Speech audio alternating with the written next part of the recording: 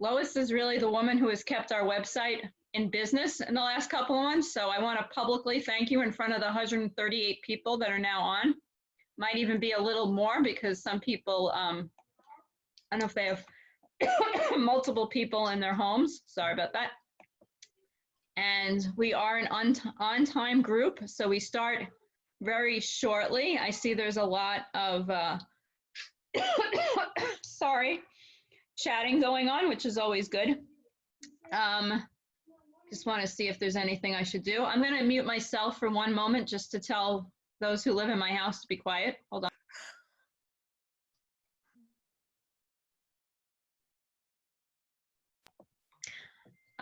It would be lovely to actually like say hello to everybody, but I see a lot of new faces that are here. It's really wonderful to see everybody. We're up to 150 and it is 3 o'clock.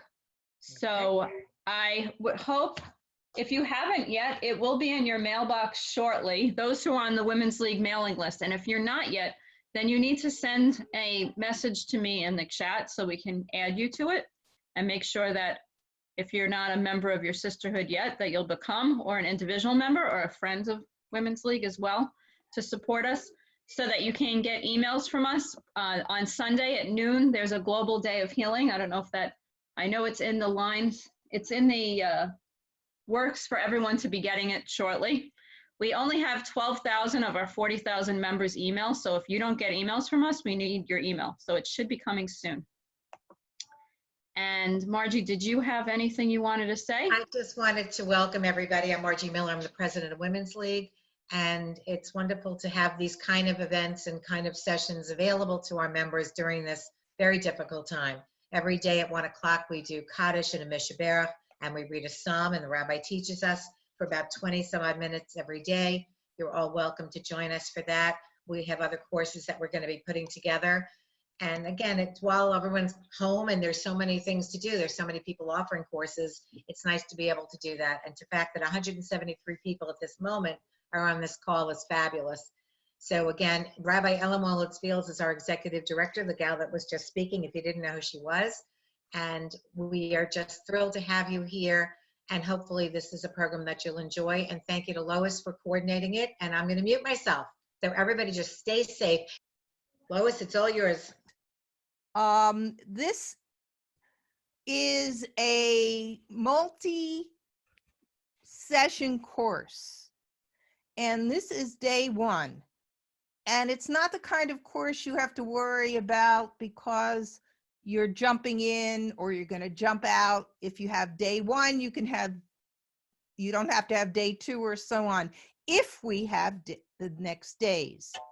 So let's go and explore the immigrant experience. You know, many of our grandparents, our great-grandparents, even our parents came to the Golden Medina as part of mass immigration. And they were the tired, the poor, and the huddled masses yearning to be free. And that was between 1881 and 1924. And oh dear, this is terrible. I can't see what I'm doing here. They were among the people who really came here because of the need to have economic and religious freedom. And they settled in cities, in districts, little shtetls, so to speak, close to the downtowns, and they joined the working class. They spoke Yiddish and built strong networks of cultural, spiritual, voluntary, and social organization. This period between 1921 and 1924 ended. I'm sorry, this period of mass immigration ended in 1921 and 1924 because of restrictive immigration laws, and Jewish immigration from Eastern Europe was never the same again. And the development of the film industry, which is basically what we're going to be talking about today, parallels the greatest migration of Jews into the United States from 1880 to 1924. So let's do a little bit of film history before we talk about specifics.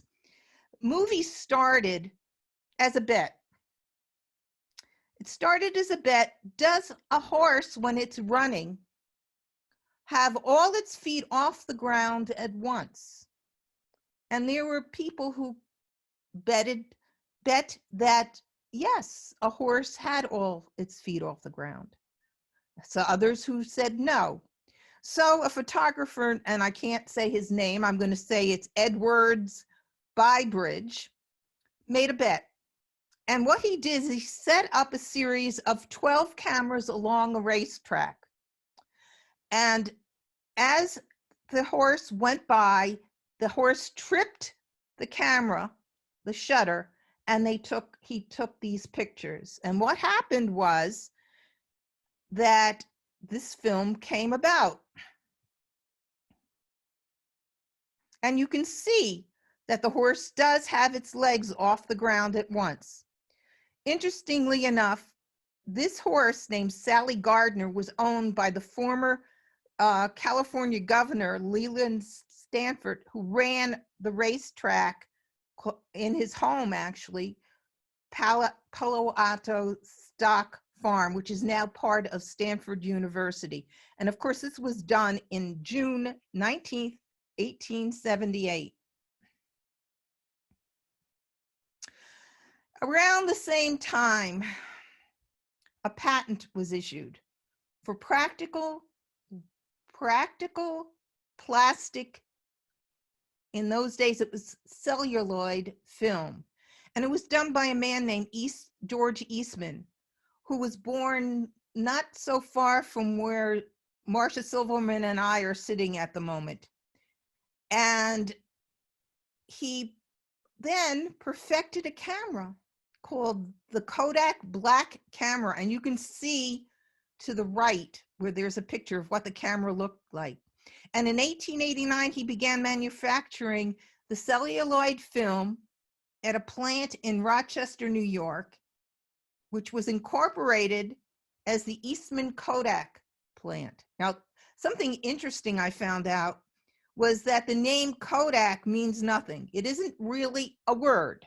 What happened was Eastman and his mother were playing a game which was popular at the time called Anagram.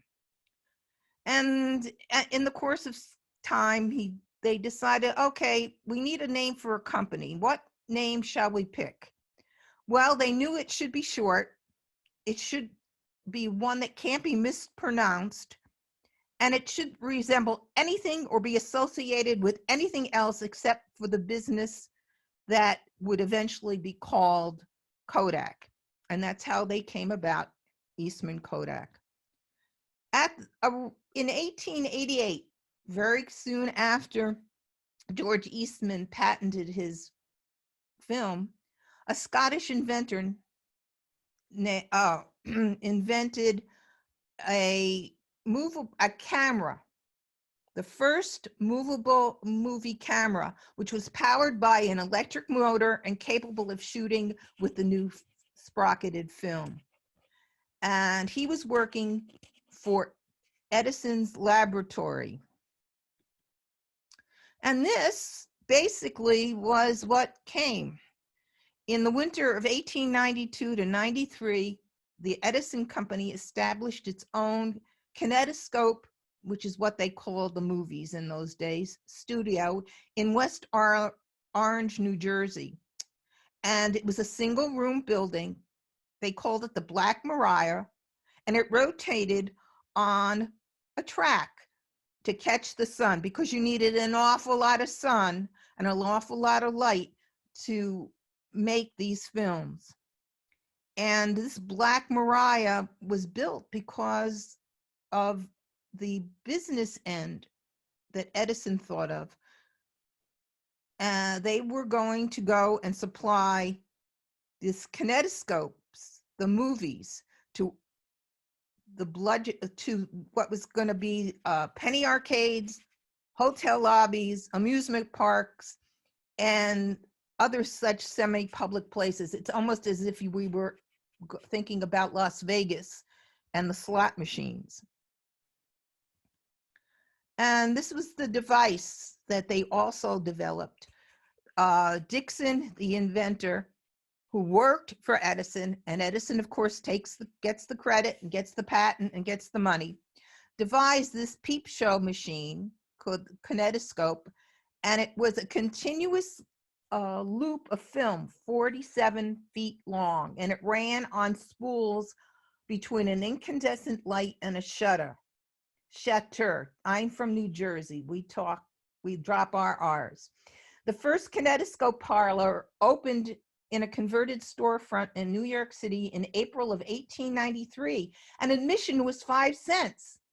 And you could go to see a bank of 5 machines with different movies. And thus, for 5 cents, these parlors opened, and they were called, surprise, surprise, Nickelodeons. By 1908, there were 10,000 kinetoscope parlors, or Nickelodeons, in the United States. And many Jews became owners and or managers of these Nickelodeons. They would rent storefronts and open these parlors. Unfortunately, or fortunately, in 1915, the success of the movie, the long feature film, The Birth of a Nation, established the supremacy of feature films, and that was the end of the Nickelodeons.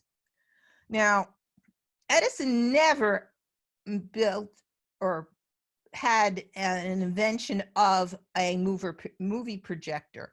Rather, he thought of the movies as an adjunct to his phonograph, which he invented earlier.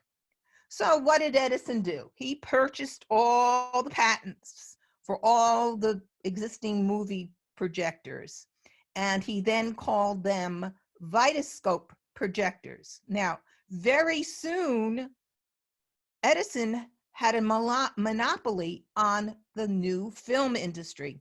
I don't know if any of you heard about the movie called The Current War. It was held up in release because it was a Weinstein movie.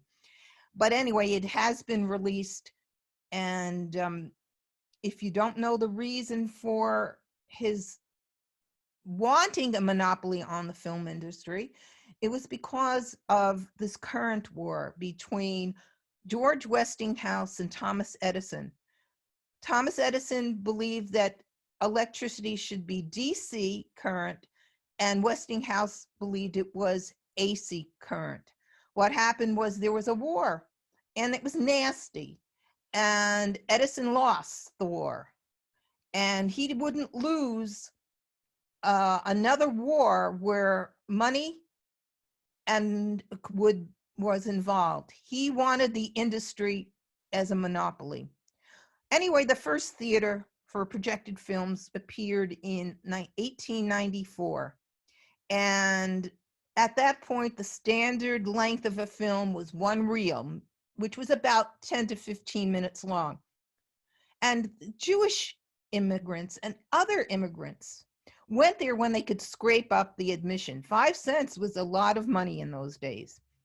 And the other thing was that women couldn't go by themselves to such places. They had to be escorted by father, husband, brother, beau, and later by other girls. This was societal norms at the time. And let's look at some of the first movies. One of the first movies filmed in the Black Maria was called The Kiss in 1896, and it featured a Canadian actress, uncredited, of course, named Mae Irwin. It was 23 seconds in length. Now, the interesting part of this whole thing is that the kiss was scandalous. At the time, public kissing was greatly frowned upon. In fact, the act of kissing was called sparking when it took place indoors, usually in a parlor, or spooning when it took place out of doors in a secluded spot far from the public eye. So let's take a look at some of these early movies.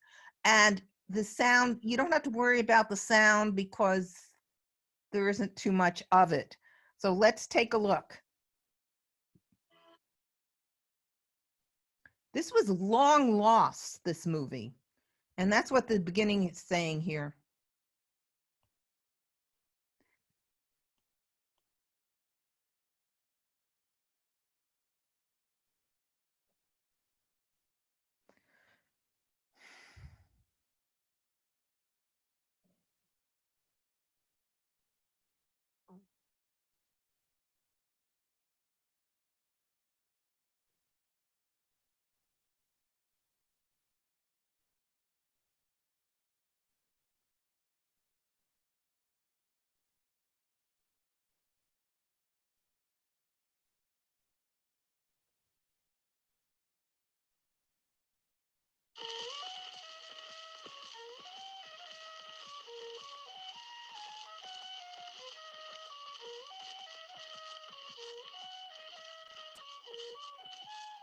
You love the microphone.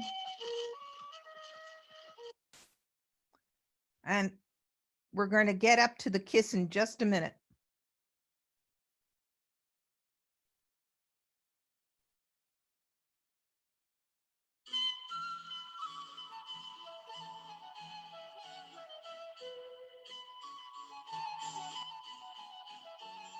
How romantic.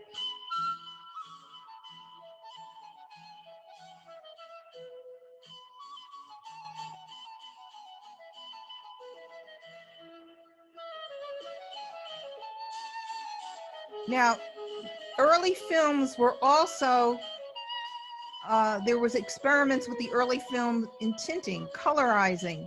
And this is one such colorized movie done around at the same time. Not effective, but each slide had to be done, each frame had to be done by hand.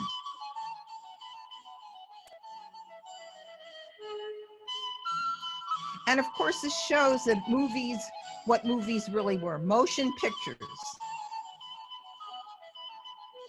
The strong man.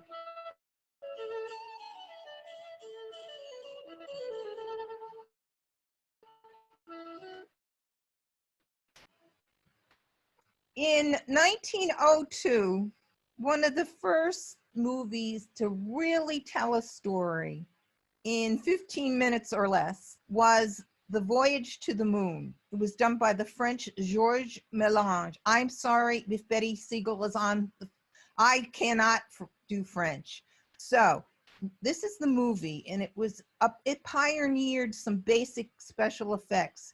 And we're going to take a look at some of these special effects.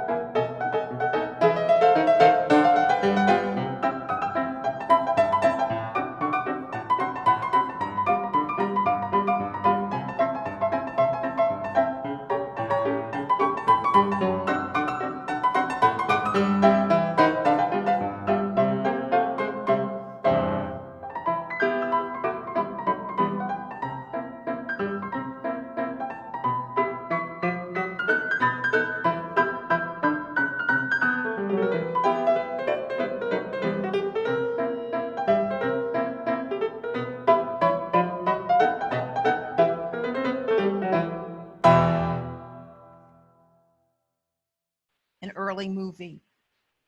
In 1903, what is considered one of the first, if not the first action film, the first Western, was shot in the Wild West of Fort Lee, New Jersey, on the Palisades. It was directed by Edwin S. Porter and produced by, of course, Thomas Edison. And it emphasized a story. It had a storyline, and it emphasized the shot, meaning the picture, as opposed to the scene, which of course is the series of pictures. And if you take a look at that picture in that slide, that's the concluding scene of the movie. A bandit shoots at the audience, and the audience, thinking, not having experience with motion pictures, screamed in fear, and then they laughed in relief. And of course, after this, Westerns then became part of the film industry for most of the 20th century. And of course, this movie, The Great Train Robbery, was important because it established the fact that all movies had chases. Because after this, it seems that every movie had a chase, whether it was psychological, spiritual or emotional, or physical. But it was always action is what was most important. So let's take a look at a little bit of this movie, The Great Train Robbery.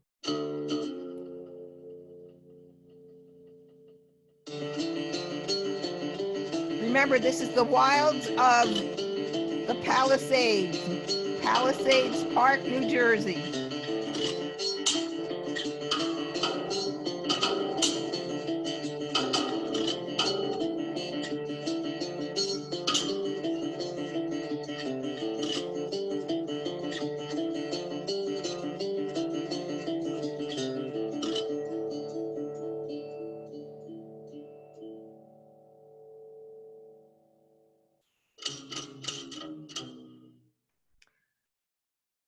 The storyline is that there was a train robbery, and now they are going to try to divide the spoils before being captured.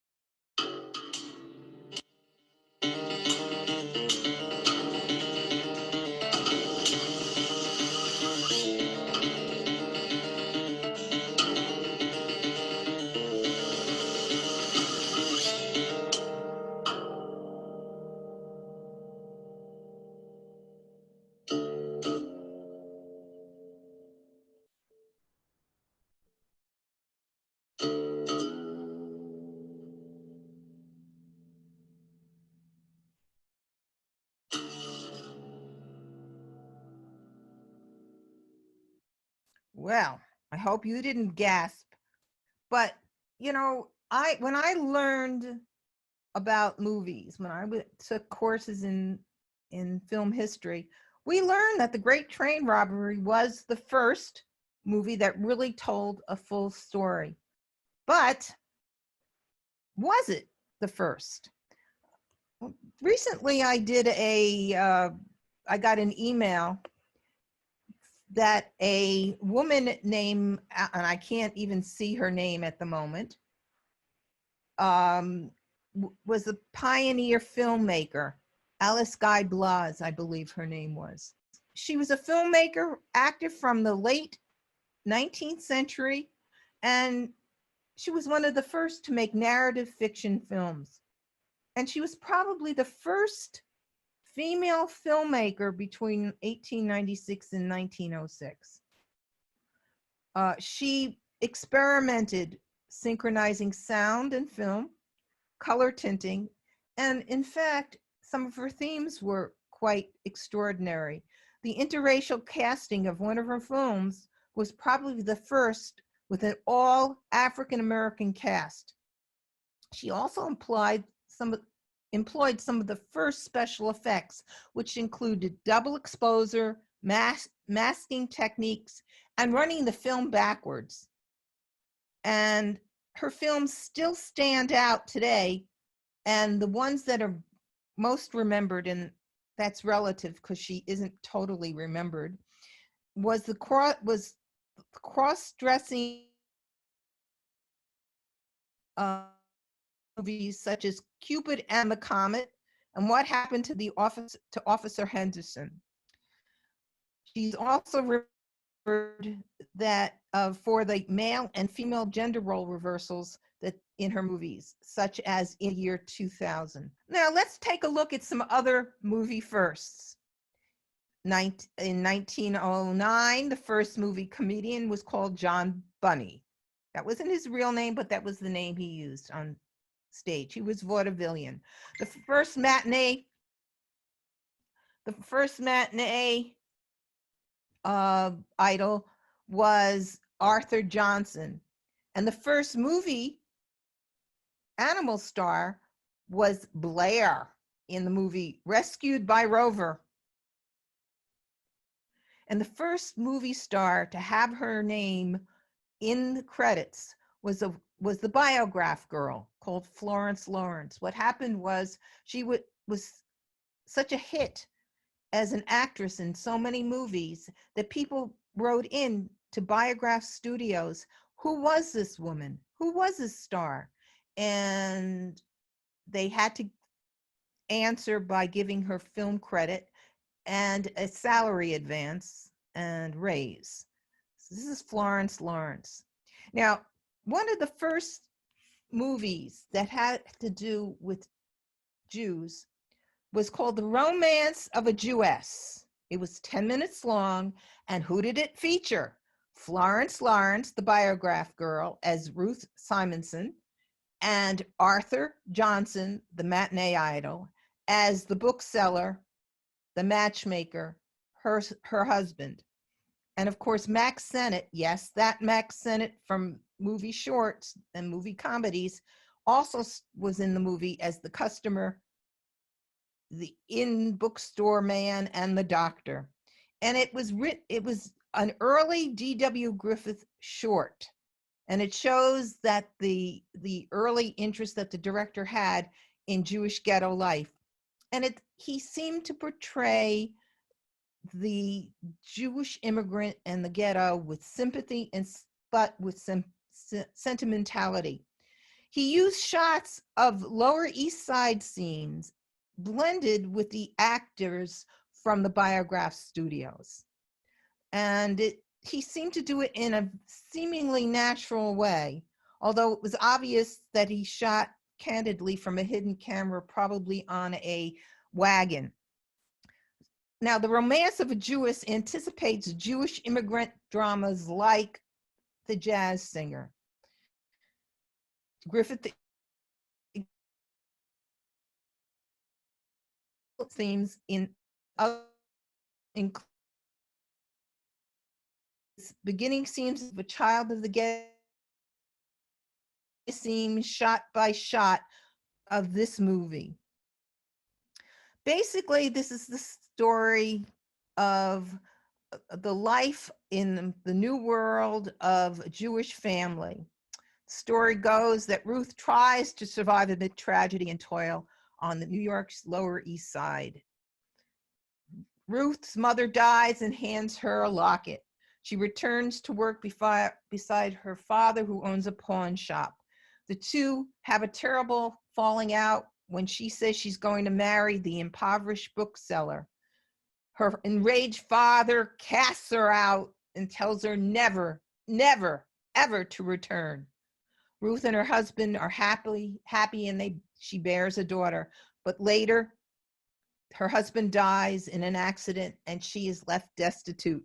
Soon poverty overtakes her and Ruth becomes desperately ill. In order to get money, she gives the locket to her daughter, who goes to the pawnbroker. The pawnbroker is the father, who recognizes the locket and has a change of heart and runs to help his daughter, who has died in the interim, and the grandfather is left to raise the little girl himself. Here are some scenes.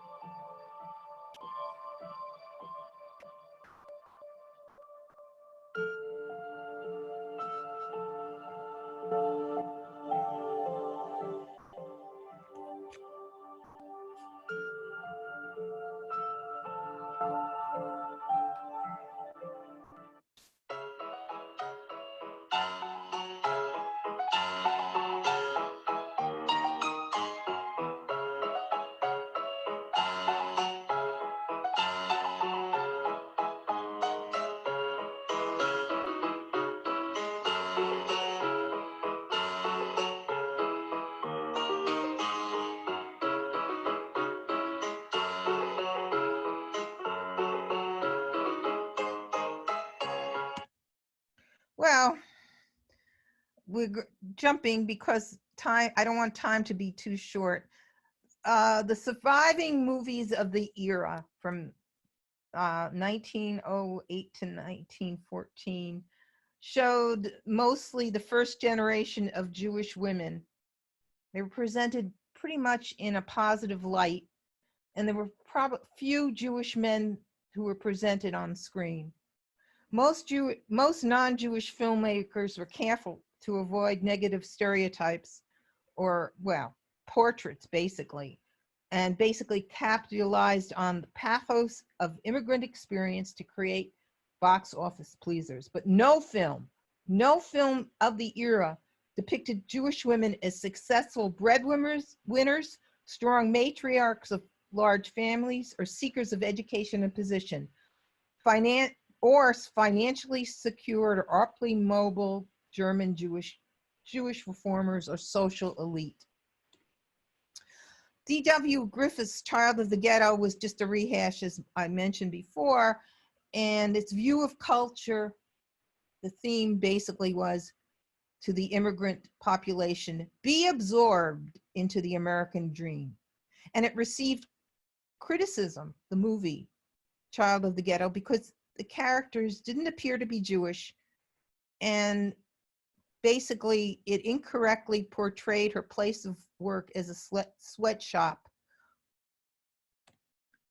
Another movie of that era was called The Jew's Christmas. It was a Christmas movie of 1913. It was a three-reeler, and it was done by the evangelical Christian Lois Weber, and she directed it with her husband. And it played in the time-worn prejudices that suggested Jews are bigoted towards Christians, stubbornly resistant to assimilation, and choosing instead to adhere to antique and antiquated laws of their faith. And this was bad enough, but Weber went on to have a more vengeful fashion of these themes in her Merchant in Venice.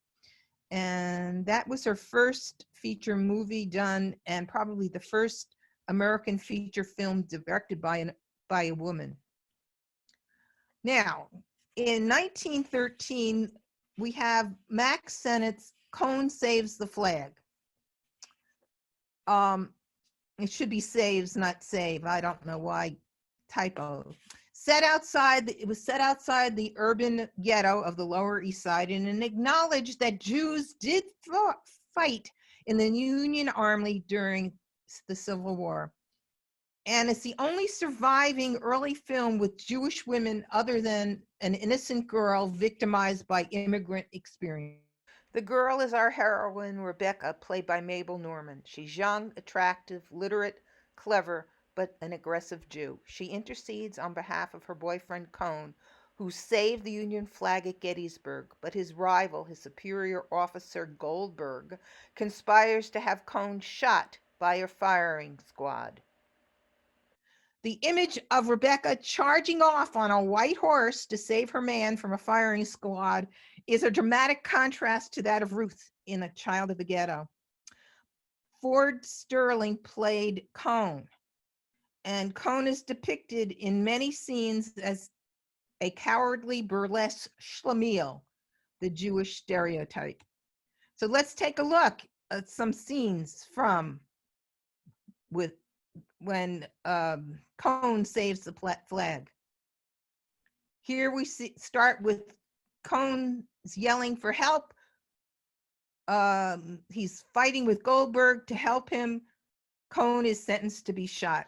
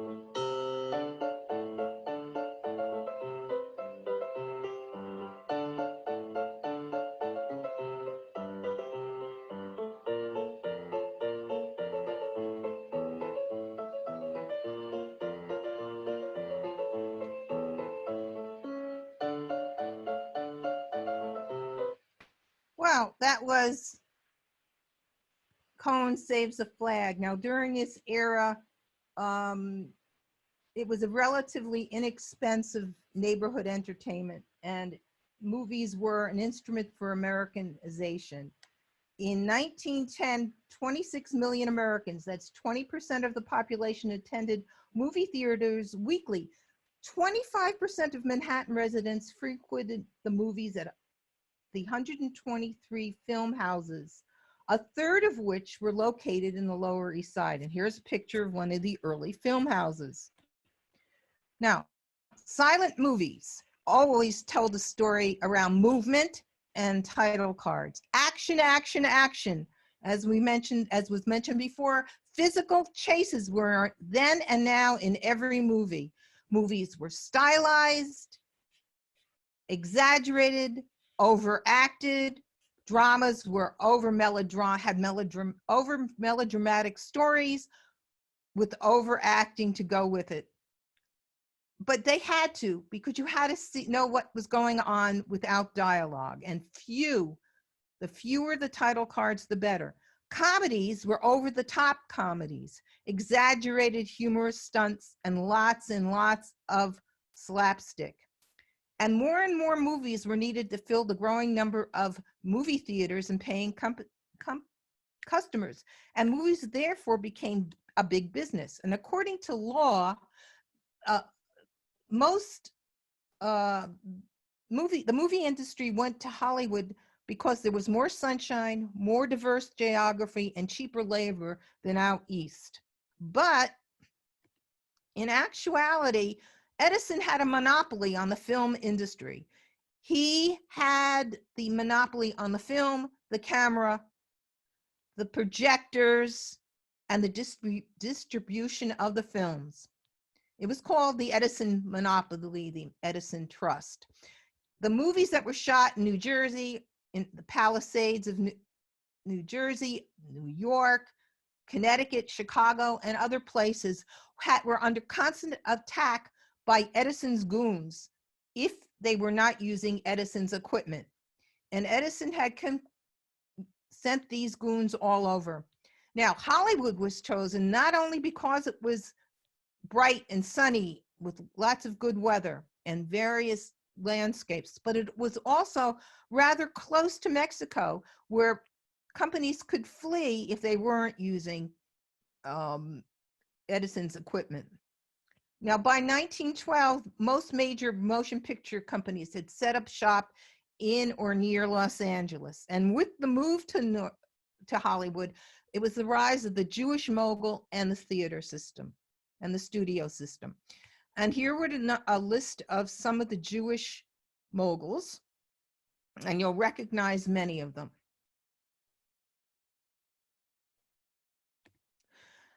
Most of them were Jewish immigrants, and they lasted for 50 years, or about 50 years, as heads of major studios.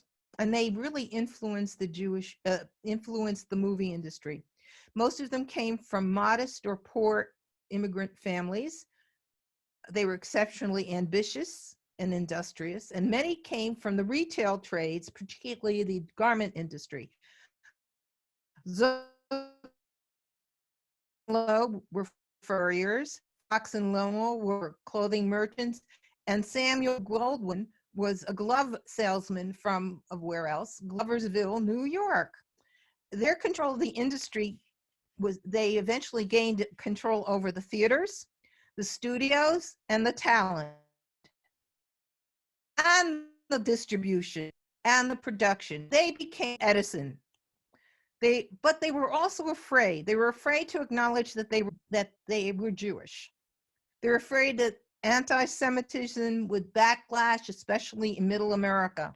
So very few films were made with Jews as main characters. Jewish actors couldn't be too Jewish, and couldn't have Jewish names. That's why over the course of time, until at least the 1960s, Jewish actors and actresses with two Jewish sounding names were forced to change them. With the decline of the Jewish themed movies produced in Hollywood, there was a rise of the Yiddish language film by Yiddish filmmakers. Jewish films in the United States there were about 130 made full length and 30 short ones between 1911 and 1940. And some of the notable actors of Yiddish films became known in Hollywood. For instance, Molly Pecan, Celia Adler, Lila Lee, Herschel Bernardi, who you know he played Fiddler in Fiddler on the Roof. On Broadway, outstanding, and of course he was in Moshe Oisha, who was the heartthrob of Yiddish films. And of course, Yiddish films almost totally disappeared after World War II due to the Holocaust and the linguistic acculturation of Jewish immigrants. And there were a few made later on, notably Hester Street, which had dialogue in Yiddish. And here's Molly Picant, who for over 70 years delighted audience in the Yiddish theater, as well as in Hollywood and on Broadway. She had an engaging persona, and she gave powerful performance that helped keep the Yiddish culture alive by bringing it out of the shtetl and into the mainstream of American culture. And although she played assertive characters, she struggled most of her life to be viewed as an independent woman and an actress. Ultimately, though, she emerged as an icon of the second-generation American Jews as she helped her audience appreciate their immigrant past and forged a new American identity. The oldest surviving Yiddish film is the one that you're going to see, East and West. It's a story of a young American woman, Molly Picant, who travels with her father back to Galicia for a family wedding and falls in love with a young yeshiva scholar. And he forsakes his tradition and joins the secular world to win her heart. In this clip, Molly enjoys flirting with the yeshiva brachas. Defying tradition, she encourages them in a scandalous dance routine that culminates in a binding model wedding ceremony. We're only going to see part of this.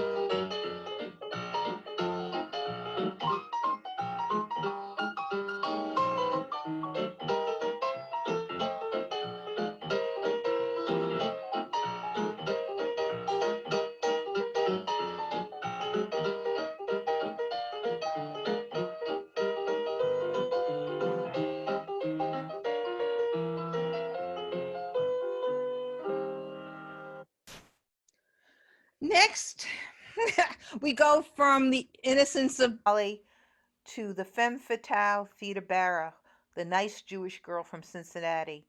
Her name was an anagram for Arab death, and her first movie, Femme Fatale, established her as the epitome of the vamp.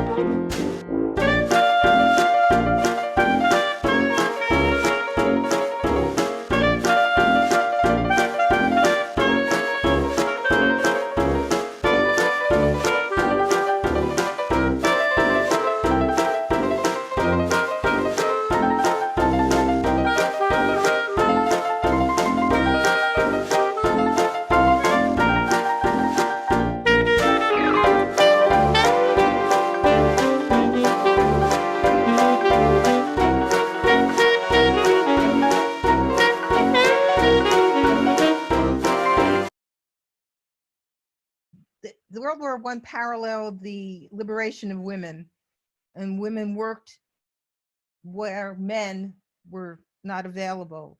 It was thus that Victorian standards in the American culture were lessened. There was what happened was that became a generation of women without husbands, no men to escort them, so women went to the movies themselves.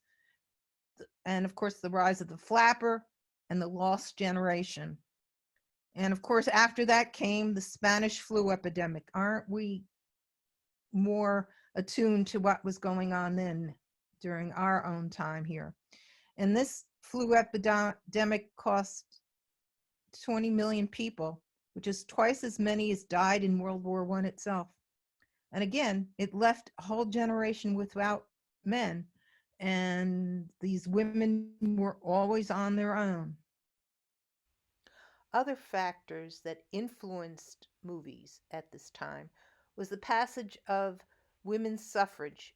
It was an amendment to the U.S. Constitution that was passed by Congress in 1919 and which went into effect in August of 1920.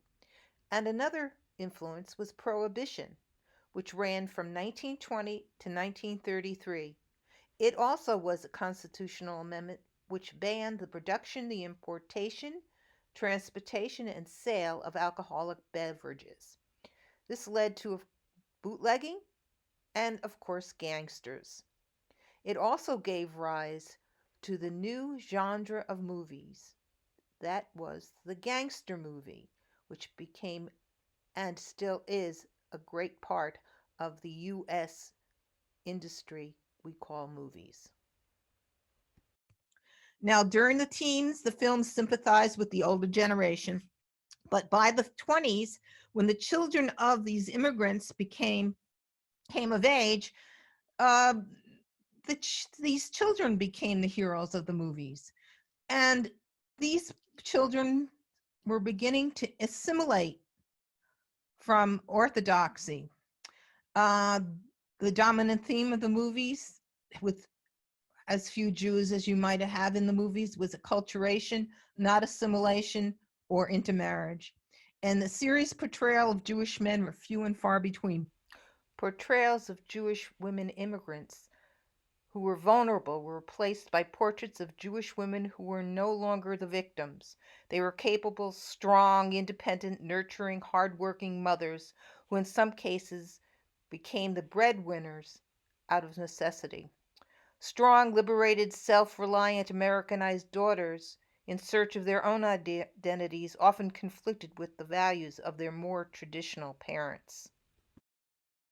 Jewish and non-Jewish female characters reflected the self-assurance and strong character of the women involved with the making of these films, both behind the scene and on the screen. And they included some of the Jews here. Fannie Hurst was Jewish, Vera Gordon was Jewish, Molly Pecan was Jewish, and there were a number of others. One of the best movies to talk about was Humoresque, 1920. It was made into a movie again in 1946 with Joan Crawford and John Garfield, but this is the silent movie. It was the first full-length silent movie which captured the Jewish immigrant life, and it involved also probably the first appearance of the long-suffering Jewish mother, played by Yiddish stage actress Vera Gordon. And as a character in this movie, she maintains a household of 6 children, including a severely mentally challenged child. She's the ever-loving, sacrificing immigrant mother who basks in the success of her genius son.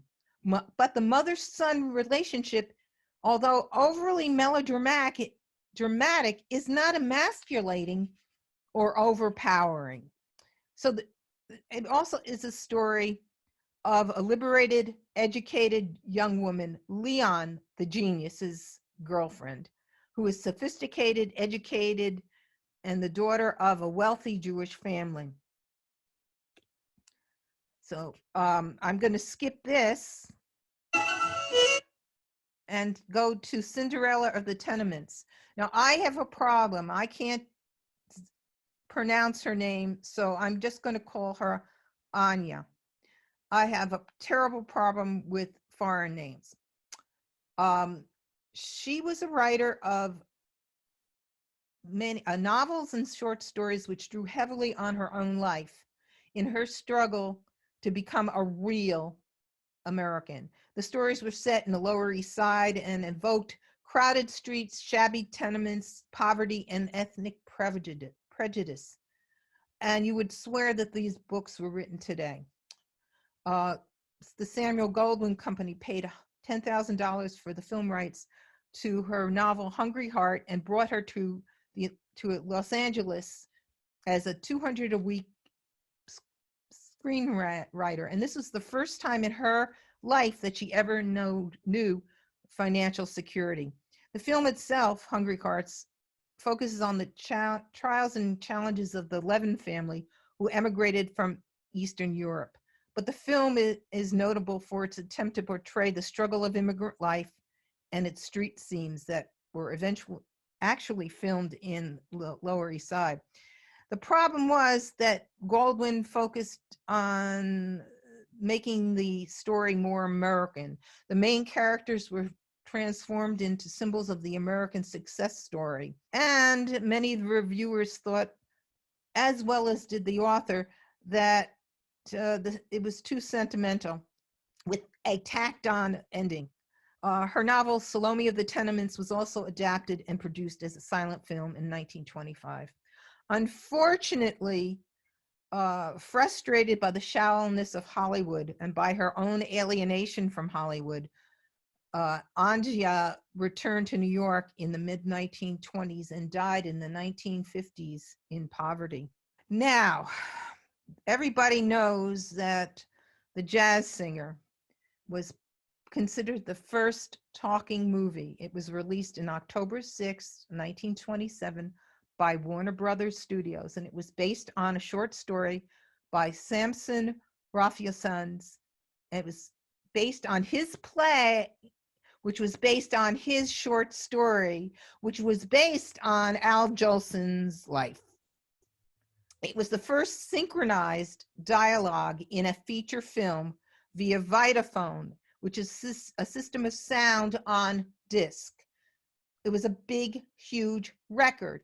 And it proved that Edison's idea of using a phonograph to synchronize sound to film could work in a feature film. Later, this system was replaced by sound on film, and that is what we use today. Strip of sound alongside the strip of visual film. This featured Jolson singing and two scenes containing speech. All together in the whole movie, there were 350 spontaneously spoken words. And basically the theme was a struggle between past and present, father and son, love and duty, parochialism and freedom. Jake Rabinowitz rejects the traditional life of his cantor father, played by Warner Oland. Yes, that Warner Oland who played Charlie Chan. He became a vaudeville entertainer and takes up with a Gentile woman. By rejecting the traditions of his cantor father, he rejects the old world for the new, a situation which many in the audience identified with, whether they were Jewish or not. Jake eventually reconciles with the old world values as he returns to his heritage to chant Kol Nidre while his father is dying. By the way, you see the picture on top. Blackface was a theatrical standard during these times, and that's why he's in blackface. The only Jewish woman in this film is Jake's mother, who's warm, affectionate, loving to her only child, and sides with her son against the stern traditions of the father. Although she weeps for her lost son, she can't keep from beaming in the audience during his Broadway success. Audiences were spellbound by this phenomenon and gave a loud standing ovation each time the movie was shown. The phenomenon of sound attracted the audience. The audience was composed basically of immigrants, children, grandchildren of immigrants who identified with the story. Let's take a look at this story. Wait a minute. You ain't heard nothing yet. Wait a minute, I tell you. You ain't heard nothing. You want to hear Toot Toot Tootsie? All right, hold on. Lou, listen. Play Toot Toot Tootsie. 3 choruses, you understand? In the 3rd chorus, I whistle. Now give it to him hard and heavy. Go right ahead. Toot Toot Tootsie, goodbye. Toot Toot Tootsie, don't cry. The little choo-choo train that takes me away from you. You don't know just how sad it makes me. Kiss me pretty and then, ow, do it over again. Watch for the mail, I'll never fail. If you don't get a letter, then you know I'm in jail. Hey, don't cry, Tootsie, don't cry. Kiss me, Tootsie, goodbye.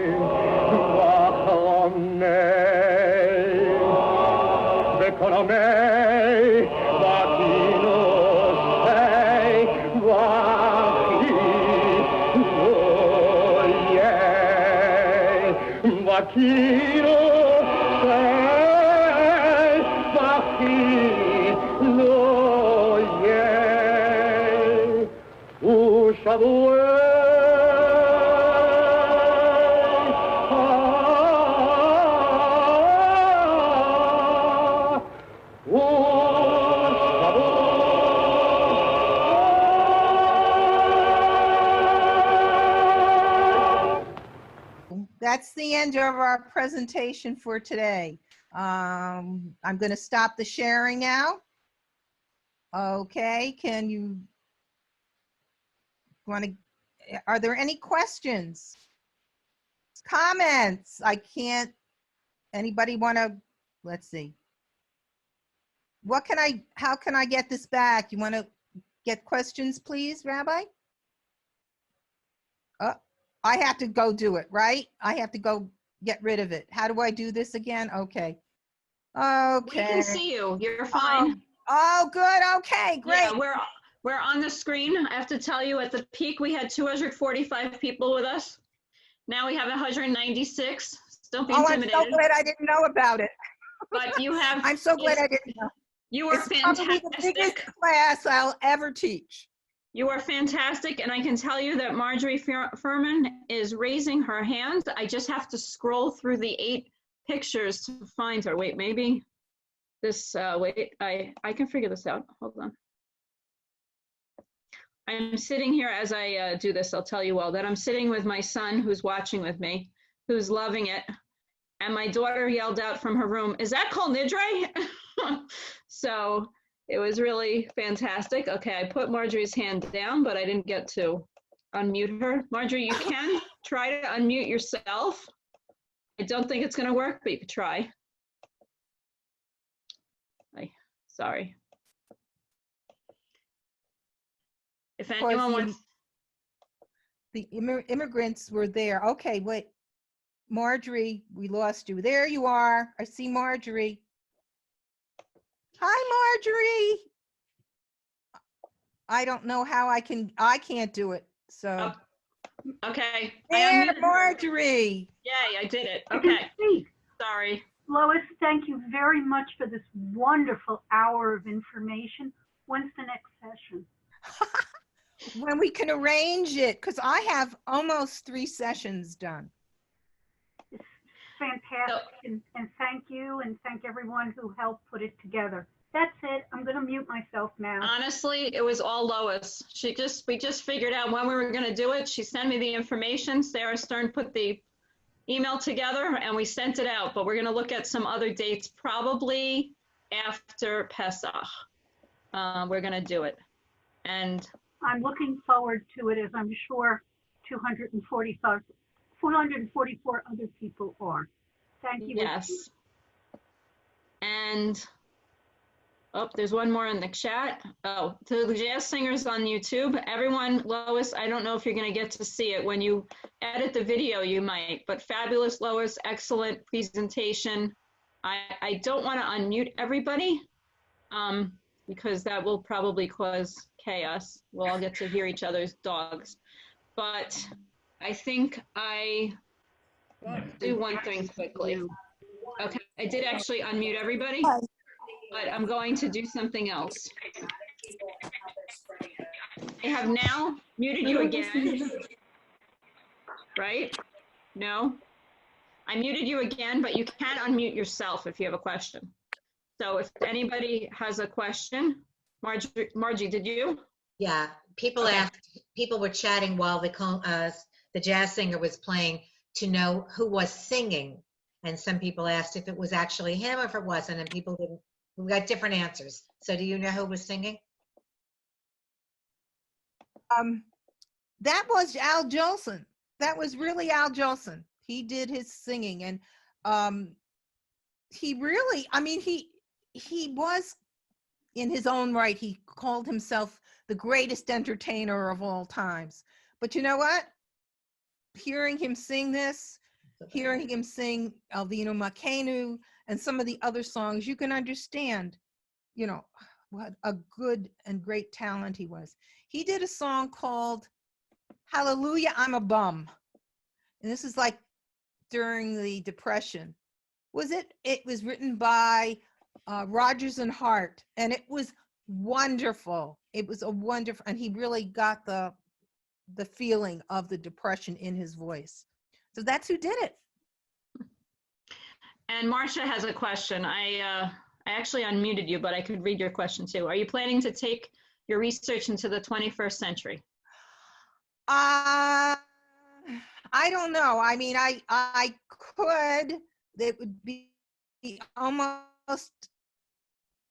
It make the course or more. I mean, you see that I only got into the 1930s with just, and as we get closer into the 1960s and 70s, the Jewish movies become more of them, and they're done by not only Jewish actors, but we also have Jewish writers and Jewish directors and female Jewish directors. And I could probably be comfortable going up until the year 2000. After that, except for a few movies, I might feel a little uncomfortable, but yeah, maybe. I have a feeling that many of us would want to hear all that. Looks like Margie has another question.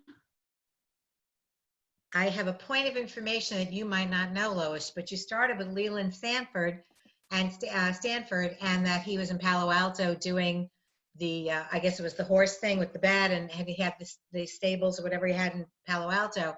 But you should know he's from upstate New York and went to Casanova College. Oh, no, I wouldn't know that. Well, I do. So Lois, Molly Ann wants to know, oh, it left me. Molly Ann wants to know, how did you get interested in the field of film? I was a child of television. And New York, where I grew up in Fair Lawn, New Jersey, and we got all the New York stations with the rabbit ears or the antenna on the roof. And what happened was my mother would put me in front of the television set. And sometimes it was the $1 Million Movie. I don't know if any of you remember those days. And that was a movie, a show which came out of WOR in New York. And the $1 Million Movie kept repeating itself every day. And I was little. I wasn't in school yet. So my mother would use it as a babysitter. And I saw these old movies. And fast forward, after watching all the TV that I wanted, when I went to college, I went to Montclair State, New Jersey.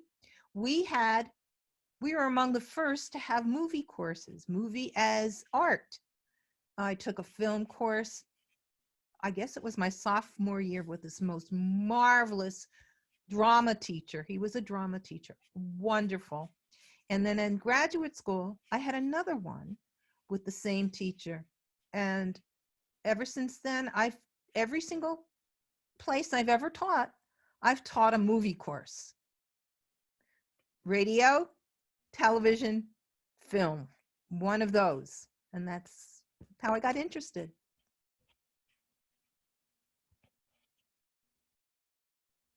Anybody else? And you can at this point unmute yourself. People are writing about camps they went to, Najwa, Tel Yehuda, Ramah in Connecticut. This is being recorded, and Lois is the one who's in charge of editing it. I believe she'll still do that for us, I hope. And so thank you. And they want to know if for Fairlawn, if you do the Thaler family, Pulver family. I don't think Any so. Bellman can go on. I have to let you know, Fairlawn had 50,000 people when I was growing up. Okay. And lots of new schools. So I didn't know too many people out of my neighborhood. My neighborhood was Italian. So my mother made the best kosher Italian tomato sauce and pasta.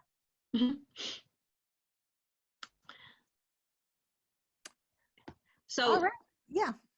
Lois, you have been amazing and truly fantastic. Thank you for all your dedication and your preparation. And Lois and I will discuss, and Margie, our calendar of when we're going to have our next session, because it sounds like everybody really does want it. Please know that because of many reasons with the Zoom bombing, we needed to put a password on. If you're not yet on our Women's League list, please contact us so we can get you involved with Women's League or become a friend of Women's League. And if they don't have a Women's League in your synagogue, we can work on that. You can become an individual member as well. But all of our large meetings will not only need a password from a meeting ID, but also a password from now on, so that all those that are on are the ones that we want to be on. Toda, Lois. Thank you. Have a good day. You too, everybody. Bye. Bye. Thank you.